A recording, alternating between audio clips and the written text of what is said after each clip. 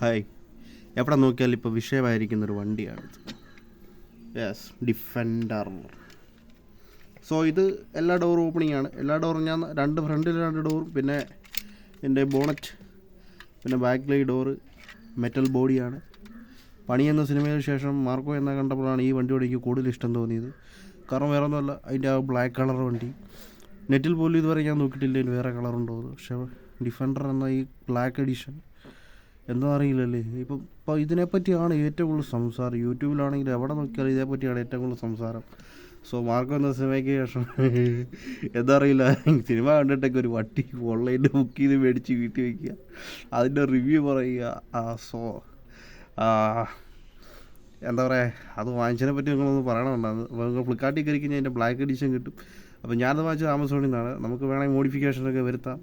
Just കളറൊക്കെ ഒന്ന് ചെയ്ത് കഴിഞ്ഞാൽ നമുക്ക് പിന്നെ മാറ്റിയെടുക്കാൻ പറ്റും. നമ്മളങ്ങനെ ചെയ്തുകൊണ്ടിരുന്ന ചാനലായിരുന്നു, പിന്നെ ഇപ്പോൾ എല്ലാം മാറി. സോ ടാറ്റ. ഇതിനെപ്പറ്റി ഒന്ന് പറയാൻ വേണ്ടി ചെയ്ത വീഡിയോ ആണ്. സോ ഇപ്പോൾ എല്ലാവരും ഡിഫൻഡർ ബ്ലാക്കിൻ്റെ പുറകെയാണ്. സോ യെസ്, ഇനി മുതലുള്ള സിനിമകളൊക്കെ ഇനി ഡിഫൻഡർ തരംഗമായിരിക്കും. ടാറ്റ.